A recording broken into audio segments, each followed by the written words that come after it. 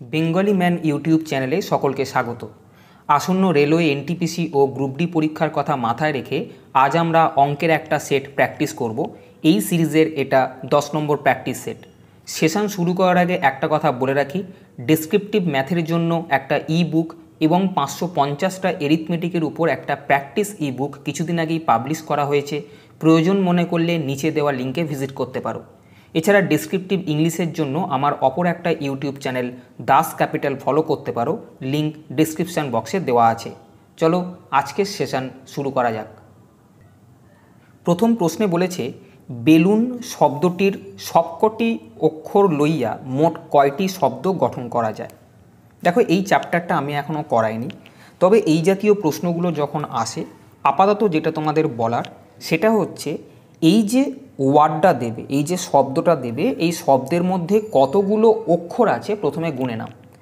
1 2 3 4 5 6 7টা অক্ষর আছে। তাহলে 7টা অক্ষরকে এই ফ্যাক্টোরিয়াল 7 চিহ্ন দিয়ে লিখবে। ফ্যাক্টোরিয়াল চিহ্ন এইভাবেও দেওয়া যায় অথবা এইভাবেও দেওয়া যায়। ফ্যাক্টোরিয়াল 7 মানে হচ্ছে 7 থেকে নিয়ে 1 পর্যন্ত গুণ, অর্থাৎ 7 গুণ 6 গুণ 5 গুণ 4 গুণ 3 গুণ 2 গুণ 1। 7 থেকে 1 পর্যন্ত গুণ করতে হবে, এই ফ্যাক্টোরিয়াল 7 মানে তাই। ফ্যাক্টোরিয়াল 8 মানে 8 থেকে নিয়ে 1 পর্যন্ত গুণ। বোঝা গেছে? তাহলে আমি প্রথমে দেখব যে এখানে কতগুলো অক্ষর আছে। যতগুলো অক্ষর থাকবে ফ্যাক্টোরিয়াল চিহ্ন দিয়ে আমি সেটা বসাবো। এবারে দেখব এই শব্দটার মধ্যে কেউ রিপিটেড আছে কিনা। যেমন এল, আমি দেখতে পাচ্ছি এল দুটো আছে এবং ও দুটো আছে। যেগুলো রিপিটেড আছে সেগুলো নিচে বসবে ফ্যাক্টোরিয়াল চিহ্ন দিয়ে। এল রিপিটেড আছে দুবার, তাই ফ্যাক্টোরিয়াল 2। এখানে গুণ চিহ্ন সবসময় বসবে।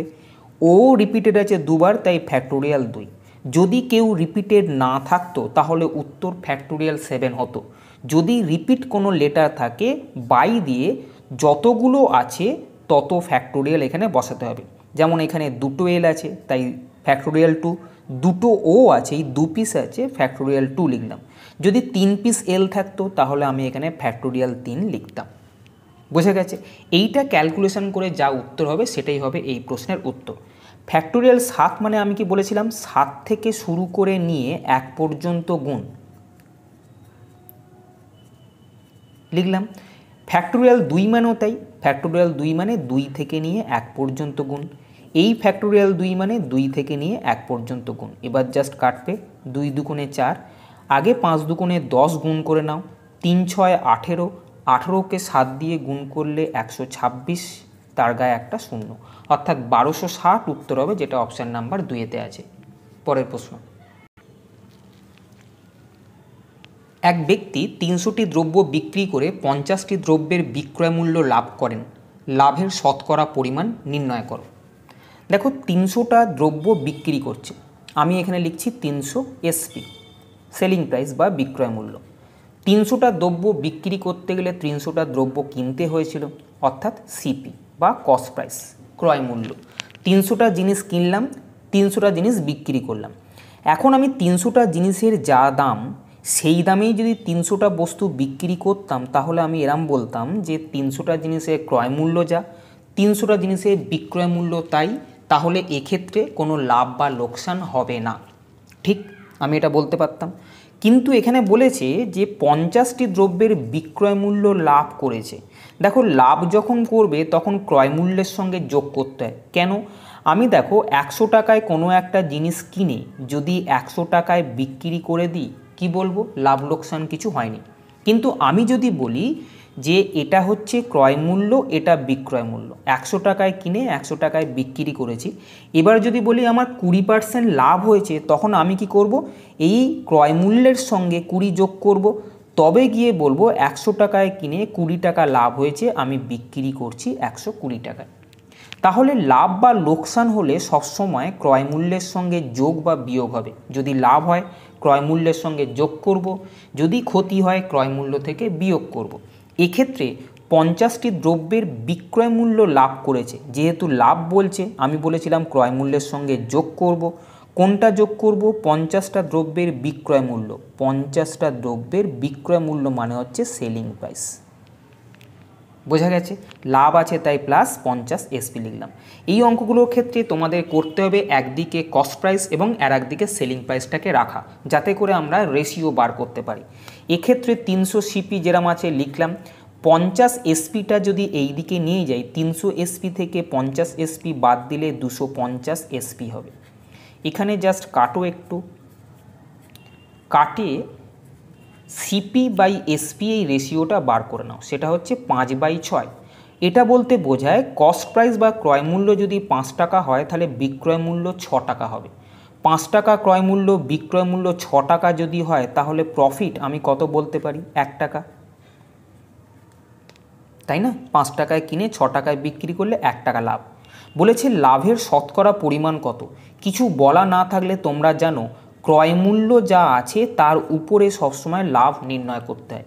ক্রয় মূল্য 5, তার উপরে লাভ 1 টাকা, পার্সেন্টেজ বলেছে তাই 100 দিয়ে গুণ। তাহলে লাভের হার হচ্ছে 20%, যেটা অপশান নাম্বার 3-তে আছে। পরের প্রশ্ন, যদি 342213 স্টার স্টার সংখ্যাটি 99 দ্বারা বিভাজ্য হয় তবে স্টার চিহ্নিত স্থানে অঙ্ক দুটি কী হবে?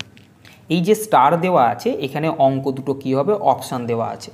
এই অঙ্কগুলো অপশান থেকে করাই সবচেয়ে সুবিধাজনক।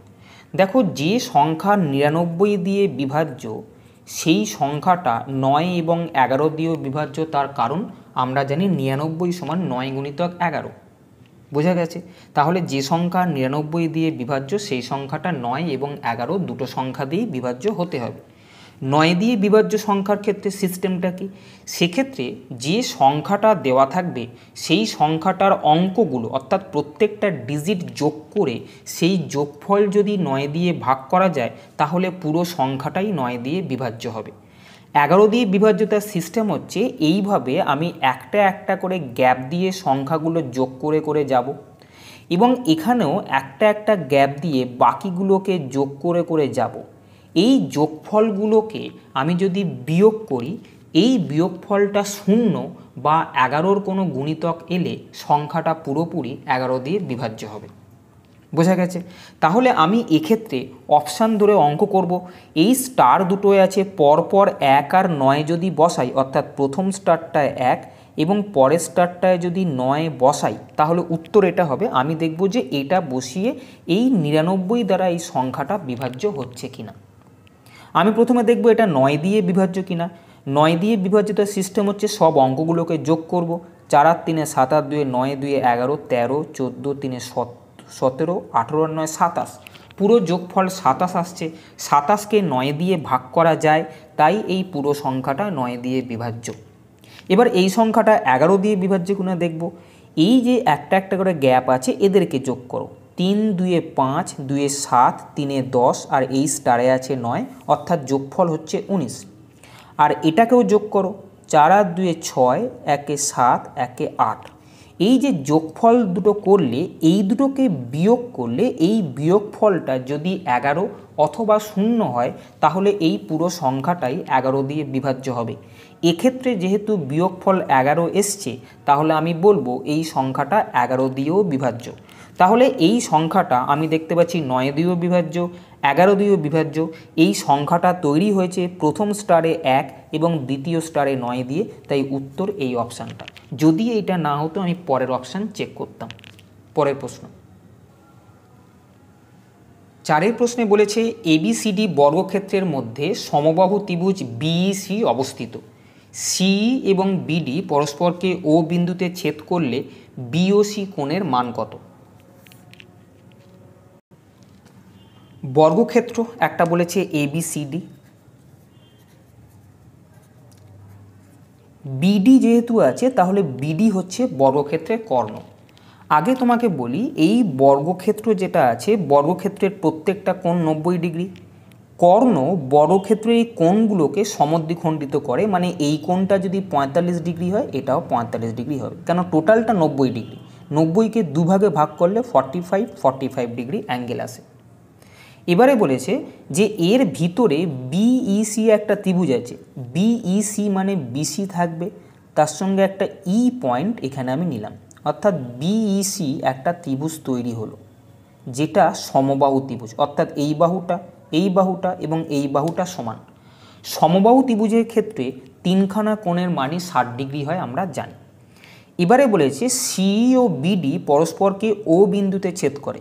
এই বিডি আর সিইকে যদি বাড়িয়ে দাও তাহলে দেখবে এইখানে ছেদ করলো, এই পয়েন্টটার নাম দেওয়া হচ্ছে ও। বি ও সি অর্থাৎ টোটাল এই কোণটার মান কত? বি ও সি এই কোণটার মান চেয়েছে। খুব সোজা প্রশ্ন। দেখো এই কোণটার মান কি? এই কোণটার মান হচ্ছে, আমি যদি এই ট্রায়াঙ্গেলটা দেখি বি ও সি, এই ত্রিভুজটা খেয়াল করো, এই ট্রায়াঙ্গেলটা যদি আমরা খেয়াল করি, আমাকে এই ট্রায়াঙ্গেলের এই কোণটার মান চেয়েছে। তাহলে আমি যদি এই কোণটার মান আর এই কোণটার মান জানি, এই দুটো কোণকে যোগ করে 180 ডিগ্রি থেকে বিয়োগ করলে এই কোণটা পাবো। এই কোণটার মান কত? একটু আগে বলা হয়েছে যে বিডি যদি কর্ণ হয় তাহলে এই কোণটার মান হবে 45 ডিগ্রি। কেন 90 ডিগ্রি হলে এটাকে সমান দুভাগে, কর্ণটা সমান দুভাগে এই কোণটাকে বিভক্ত করে, তাহলে এটা 45 ডিগ্রি। যেহেতু এই ত্রিভুজ, এই যে ইসিবি এই ত্রিভুজটা তৈরি হয়েছিল সেটা ছিল সমবাহু ত্রিভুজ। সমবাহু ত্রিভুজের প্রত্যেকটা কোণের মান 60 ডিগ্রি, তাহলে এই কোণটাকে আমি 60 ডিগ্রি বলতে পারি। তাহলে এই বিওসি ত্রিভুজটা আমি যদি এখানে আঁকি, এই ত্রিভুজটার মধ্যে এই কোণটা বি কোণটা 45 ডিগ্রি, সি কোণটা এটা 60 ডিগ্রি, বলেছে এই কোণটা অর্থাৎ বিওসি এই কোণটার মান কত? অবশ্যই বুঝতে পারছো তিনটে কোণের সমষ্টি 180।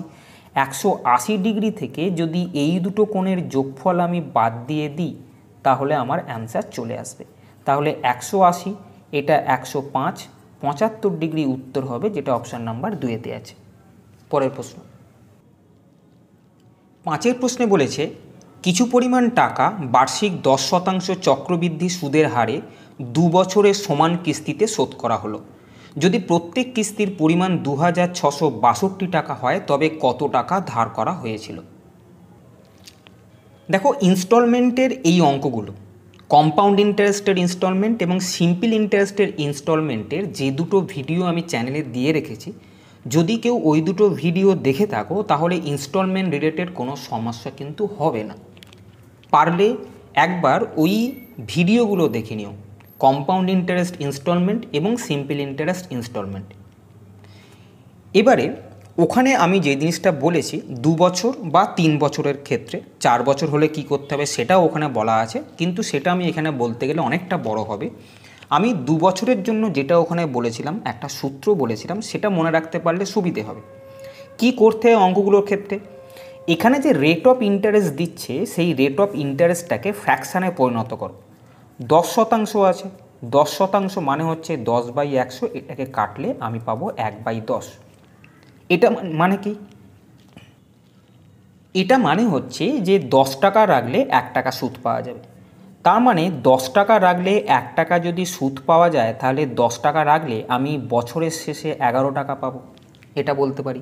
এই জিনিসটা খুব তাড়াতাড়ি করে নাও। 10% ইন্টারেস্ট মানে 1/10, 1/10 মানে 10 টাকা রাখলে 1 টাকা ইন্টারেস্ট পাবো, অর্থাৎ মোট পাবো 11 টাকা। এটা বোঝা গেছে। এবারে যে জিনিসটা 2 বছরের জন্য বলা হয়েছিল সেটা বলা হয়েছিল যে ইনস্টলমেন্ট, কম্পাউন্ড ইন্টারেস্টের যে ইনস্টলমেন্টটা হবে সেই ইনস্টলমেন্টটার ফর্মুলা হচ্ছে অ্যামাউন্ট, অর্থাৎ মূল টাকাটা, যে টাকাটা ধার করা হয়েছিল সেটা হচ্ছে অ্যামাউন্ট, গুণিতক এখানে যেটা পেলে সেইটা, গুণিতক এখানে যেটা পেয়েছিলে তাদের মধ্যে বড় সংখ্যাটা, আমি এখানে বড় সংখ্যা লিখছি তোমাদের সুবিধের জন্য, বড় সংখ্যাটা উপরে বসবে এবং এদের যোগফল নিচে বসবে। এই হচ্ছে সূত্র। আরেকবার বলি, ইনস্টলমেন্ট অর্থাৎ প্রতি স্টেপে কত টাকা করে তুমি দিচ্ছ প্রতি ইনস্টলমেন্টে, সেই ইনস্টলমেন্টের যেটা হবে সেটা হচ্ছে মূল যে টাকাটা ধার নিয়েছো সেটা হচ্ছে অ্যামাউন্ট, গুণিতক ফ্র্যাকশান যেটা তুমি করছো সেটা এখানে বসাবে, গুণিতক এদের মধ্যে বড় সংখ্যাটা উপরে এবং এদের যোগফল নিচে বসবে। এটা হচ্ছে 2 বছরের জন্য কিন্তু সূত্র। আমাদের সাধারণত 2 বছরে দেয়, তোমরা যদি রেলের পরীক্ষা দাও। 3 বছর যদি যায় তাহলে তোমরা একটু ভিডিওটা দেখে নাও, সেখানে বলা হয়েছে 3 বছরেরটা কী করে করব। একই রকম জিনিস হবে, একটু খালি ডিফারেন্স আছে, সেটা একটু দেখে নিও।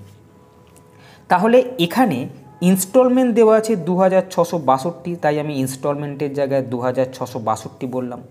কত টাকা ধার করা হয়েছিল অর্থাৎ অ্যামাউন্টটা চাইছে, গুণ 11/10 গুণ বড় সংখ্যা এদের মধ্যে 11, এদের যোগফল 10 আর 11 21। এইটা কিন্তু তোমাদের উত্তর হবে। 11 11 121 দিয়ে এইটাকে কাটলে 22 হবে। 22 21 আর 10 গুণ করলে অ্যামাউন্টের পরিমাণ হবে 4620 টাকা, যেটা অপশান নাম্বার 2-তে আছে। বোঝা গেছে? পরের প্রশ্ন, যদি x সমান sine theta plus cos theta এবং y সমান sec theta plus cosec theta হয়, তবে x/y into x square minus 1 এর মান কত? দেখো উত্তর যদি দেখো অপশানের মধ্যে নিউমেরিক ফিগার দেওয়া আছে, অর্থাৎ সংখ্যায় দেওয়া আছে। সংখ্যায় দেওয়া আছে মানে থিটার উপর অঙ্কটা নির্ভরশীল না, অর্থাৎ থিটার মান আমি যা খুশি ধরতে পারি। এবার যা খুশি যখন ধরতে পারি, এই কথাটা শোনার পর আমরা কি ধরব? অর্থাৎ থিটা তো একটা অ্যাঙ্গেল, 0 ডিগ্রি, 30 ডিগ্রি, 45, 60 না 90, কোন অ্যাঙ্গেল ধরবো সেটা কিন্তু আমরা বুঝতে পারি না। এই সমস্যার সমাধানের জন্য আমি ত্রিকোণমিতির যে চ্যাপ্টারগুলো করেছি, বেসিক থেকে দেখবে 7টা না 8টা ত্রিকোণমিতির যে চ্যাপ্টার করা আছে, যদি তোমরা রেলের পরীক্ষার আগে ওইগুলো দেখে যেতে পারো, তাহলে তোমাদের রেলের পরীক্ষায় কোনো রকমভাবে ত্রিকোণমিতির প্রবলেম হবে না।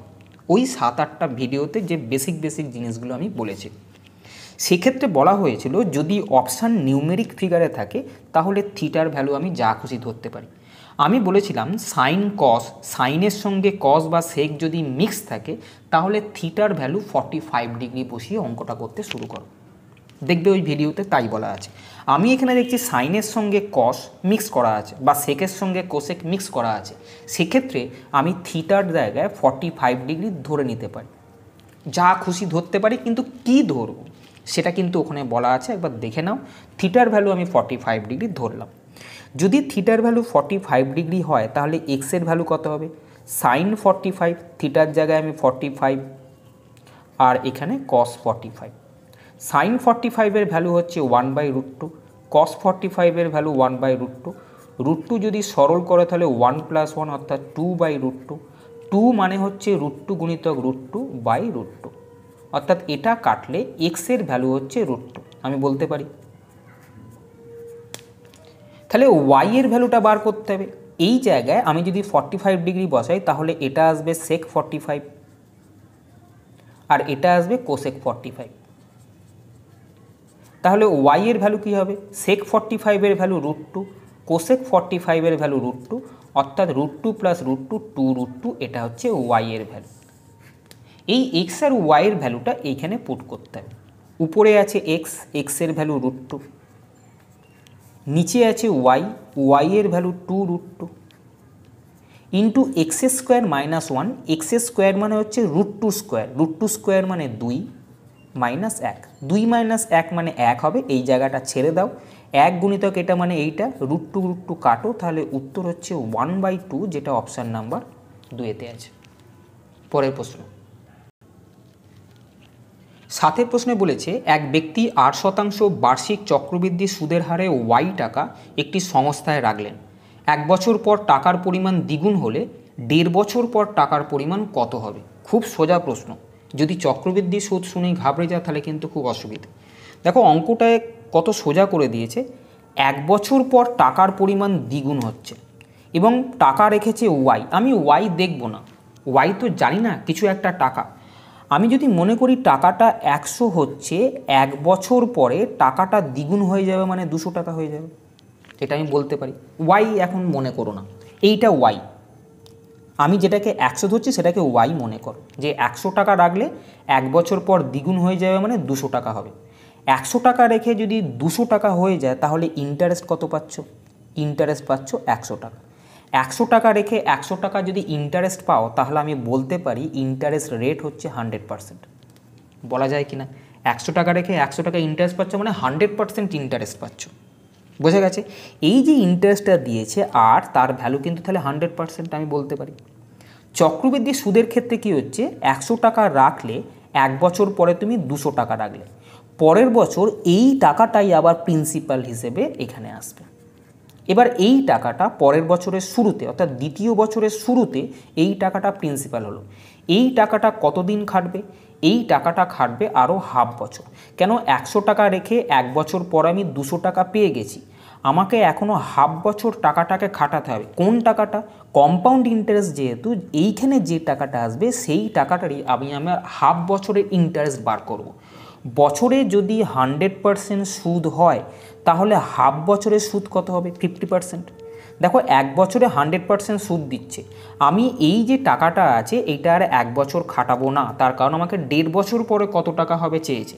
1 বছর হয়ে গেছে, তাহলে এই টাকাটাকে আমাকে হাফ বছর খাটাতে হবে। হাফ বছর যাই করব রেটটাও হাফ হয়ে যাবে। 100% রেট আছে, তখন রেটটা হয়ে যাবে 50%। তাহলে 200-র 50% যেটা হবে সেটা হচ্ছে 100 টাকা। সরি, এটা ইন্টারেস্ট পেলাম, অর্থাৎ ইন্টারেস্ট 200 টাকা রাখলে আমি ইন্টারেস্ট পাবো 100 টাকা হাফ বছরের জন্য। তাহলে হাফ বছরে এই 200 টাকাটা 100 টাকা ইন্টারেস্ট পেলে মোট কত টাকা হবে? 300 টাকা। তাহলে দেখো আমি 100 টাকা রেখেছিলাম, 300 টাকা পেলাম। আমি বলছি 100 টাকা, ওরা বলেছে ওয়াই টাকা রেখেছিলাম, অর্থাৎ 100-র ভ্যালু ওয়াই। 300-কে আমি 3 × 100 লিখতে পারি। যেহেতু 100-র ভ্যালু ওয়াই, তাহলে আমি বলতে পারি এটা হয়ে যাবে 3y। অর্থাৎ ওয়াই টাকা রাখলে 1.5 বছর পরে আমি 3y টাকা পাবো, যেটা অপশান নাম্বার 1-তে আছে। পরের প্রশ্ন 8-এর প্রশ্নে বলেছে এবিসি ত্রিভুজে এ আর বি কোণের যোগফল 135 ডিগ্রি এবং সি এবং টুয়াইস বি এই অ্যাঙ্গেলটার যোগফল 180 ডিগ্রি হলে নিচের কোণটা ঠিক। দেখো এই অঙ্কগুলোর ক্ষেত্রে যদি অপশানটা দেখো, অপশানগুলোর মধ্যে সিএ বাহু আর এবি বাহুর মধ্যে রিলেশান চেয়েছে। বাহুর রিলেশান যদি অ্যাঙ্গেলের রেসপেক্টে চায় তাহলে তোমাকে অ্যাঙ্গেলগুলোকে ত্রিভুজের বার করতে হবে, এটা জেনে রাখো, সুবিধে হয়। এবিসি একটা ত্রিভুজ আছে, একটা ত্রিভুজ আঁকার চেষ্টা করি।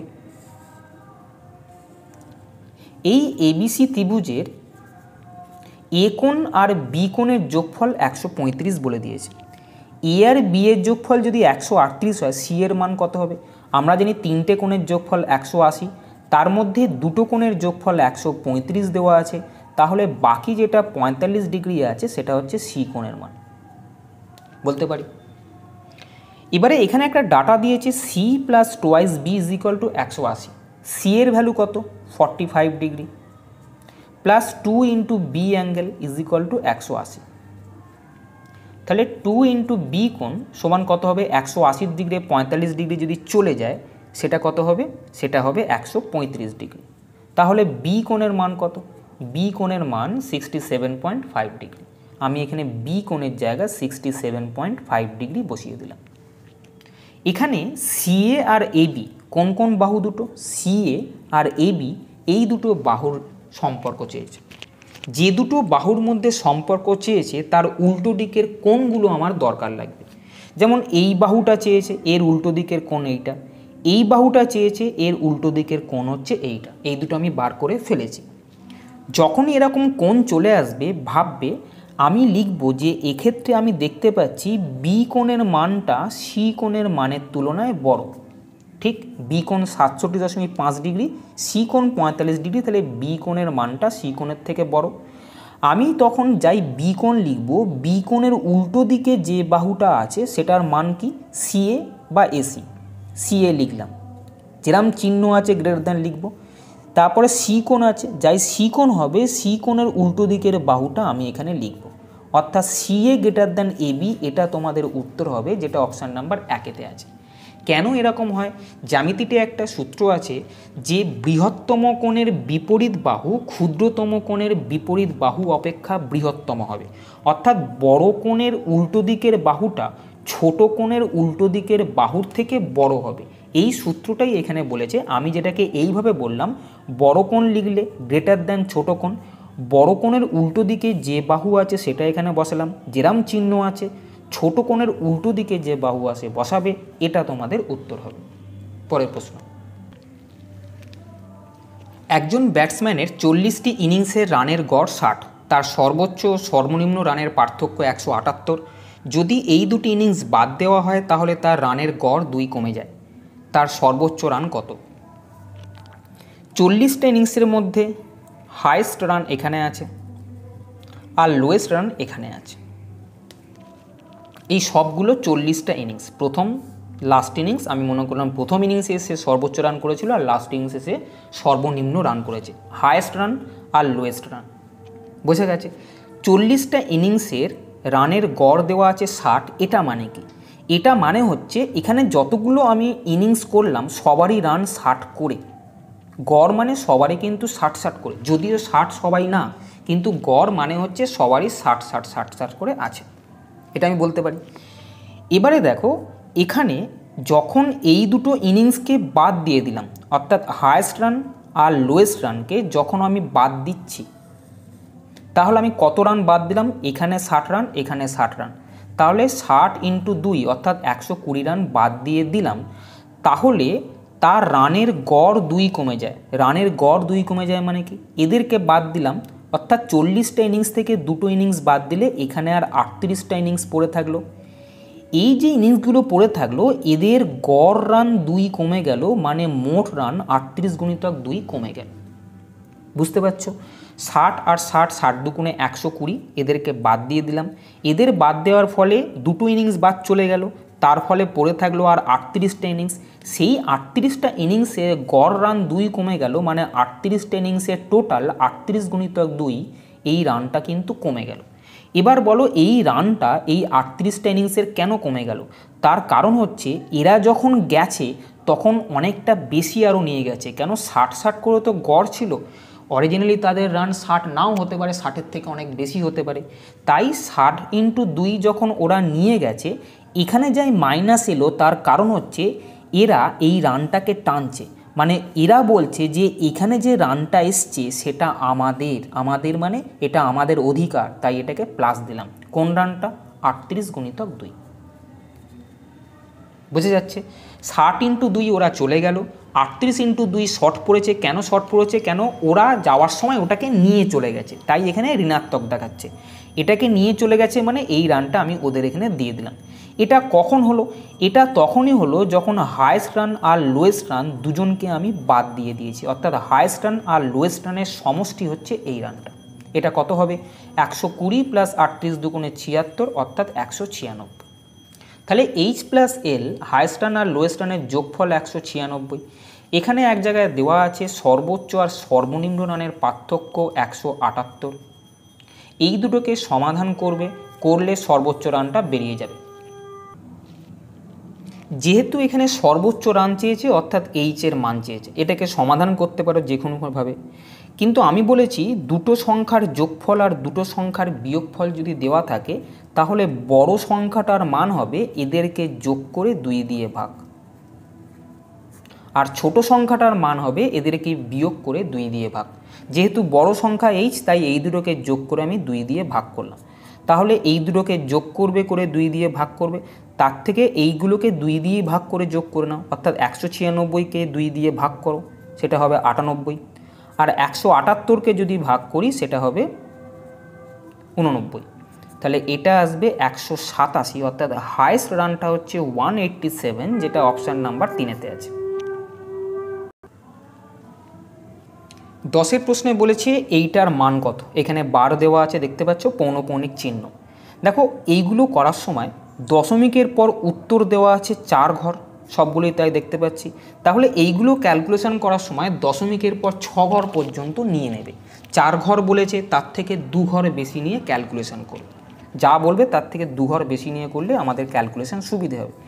এইটা 73.283 বার বলতে কি বোঝায়? 73.283টা চলবে। আমি বলেছি কতক্ষণ? দশমিকের পর যেহেতু উত্তর 4 ঘর আছে, দশমিকের পর 6 ঘর পর্যন্ত রাখবে। 1 2 হয়ে গেছে, 3 4 5 6 এই পর্যন্ত আমি রাখবো। বুঝে গেছে? বার 3 মানে হচ্ছে 3টা চলবে। এখানে আর একটা দেওয়া আছে 58.413, এখানে 13-র মাথায় বার দেওয়া আছে, মানে 13টা রিপিট হবে। 58.4 13 13, আবার 13 লিখতে যাচ্ছি, কিন্তু 13-র 1 লিখলাম। আমি কেন এটা করছি? আমি দশমিকের পর 6 ঘর রাখছি। তুমি 7 ঘর 8 ঘর রাখতে পারো, কিন্তু এখানে যত ঘর উত্তর দেবে তার থেকে 2 ঘর বেশি রাখবে। এবার এটাকে যোগ করলে কি উত্তর হয় সেটাই কিন্তু চেয়েছে। 131.6 নয়, দেখো 6 4 এইভাবে এটা রিপিট হতে চাইছে, অর্থাৎ 6 4 রিপিট হচ্ছে মানে আমি বলতে পারি এটার উত্তর বলতে পারি 131.6964 এটা রিপিট হচ্ছে, তাই এর মাথায় বার, যেটা রিপিট হবে তার মাথায় বার থাকবে। এই উত্তরটা কোথায় আছে দেখো অপশান নাম্বার 1-তে। পরের প্রশ্ন 11 প্রশ্নে বলেছে এক্স ওয়াই ও জেড এর গড় P, X square Y square ও জেড স্কোয়ারের গড় কত যদি X Y plus Y Z plus X Z সমান 0 হয়। এক্স ওয়াই জেডের গড় পি, তাহলে এক্স ওয়াই জেডের টোটাল কত? তিনটে সংখ্যার গড় যদি পি হয় তাহলে তিনটে সংখ্যার টোটাল 3p, বোঝা গেছে? গড় 3p আছে, তাহলে টোটাল 3p। এবার X square Y square Z স্কোয়ারের গড় চেয়েছে, মানে স্কোয়ার চাইছে। স্কোয়ার চাইছে মানে আমি এই দিকে স্কোয়ার করব তবে তো স্কোয়ার আসবে, তাই না? তাহলে এই দিকে স্কোয়ার করা মানে আমাকে এই দিকেও স্কোয়ার করতে হয়। এক্স প্লাস ওয়াই প্লাস জেডের হোল স্কোয়ারের ফর্মুলা কি? A square plus B square plus C square plus 2 into A B plus BC plus AC, এই ফর্মুলাটা আমরা সবাই জানি, সমান 3pর হোল স্কোয়ার মানে 9p square. X Y plus Y Z plus X জেডের মান 0 দেওয়া আছে, অর্থাৎ এই জায়গার ভ্যালু দেওয়া আছে 0। তাহলে 2 গুণিতক 0 করলে এই জায়গাটা কত আসবে? এই জায়গাটা পুরোটাই 0 হয়ে যাবে। তাহলে দেখলাম X square plus Y square plus Z square এটার মান হচ্ছে 9p স্কোয়ার। এটা কিন্তু চাইনি। এটা কি? এটা হচ্ছে তিনটে সংখ্যার বর্গের সমষ্টি 9p স্কোয়ার। বলেছে ওই তিনটে সংখ্যার গড় কত? তিনটে সংখ্যার যোগফল যদি 9p স্কোয়ার হয় তাহলে ওদের গড় 3 দিয়ে ভাগ করব। এখানে তিনটে টোটাল আছে, ওরা কিন্তু গড় চেয়েছে, তাই 3 দিয়ে ভাগ করলে উত্তর হবে 3p স্কোয়ার, যেটা অপশান নাম্বার 2-তে আছে। বোঝা গেছে? পরের প্রশ্ন, একটি ঘনকের ক্ষেত্রফল ও একটি গোলকের ক্ষেত্রফল সমান হলে তাদের আয়তনের অনুপাত কত?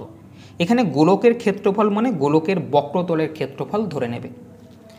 দেখো, ঘনকের একটা বাহুর দৈর্ঘ্য যদি a হয় তাহলে ঘনকের ক্ষেত্রফল হয় 6a স্কোয়ার।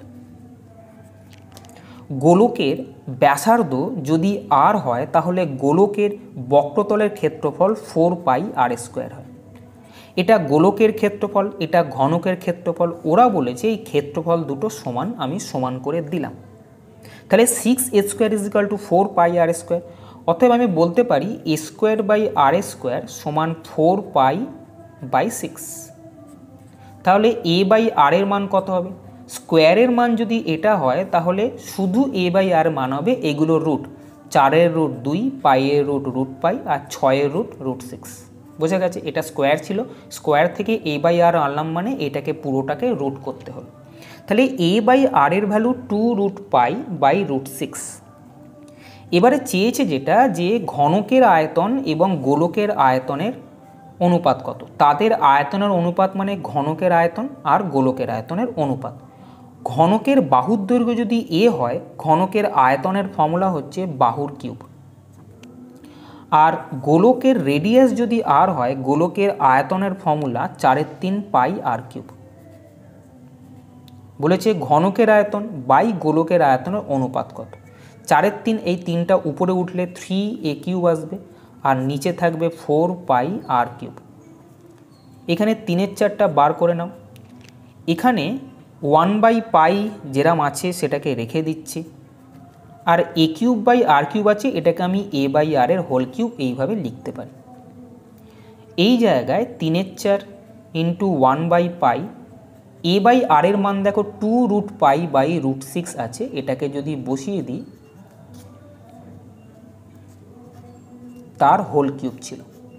তাহলে এটাকে উত্তর করবে জাস্ট 3-এর 4 ইন্টু 1/π, 2-এর কিউব মানে 8, √π এর হোল কিউব মানে π√π, √6 এর হোল কিউব মানে 6√6। জাস্ট কাটো, 4 দুগুণে 8, 3 দুগুণে 6, 3 3 কাটবে, π কাটবে, তাহলে উত্তর হচ্ছে √π/√6, অর্থাৎ √π/√6, যেটা অপশান নাম্বার 2-তে আছে। তাহলে আজকে এই পর্যন্তই।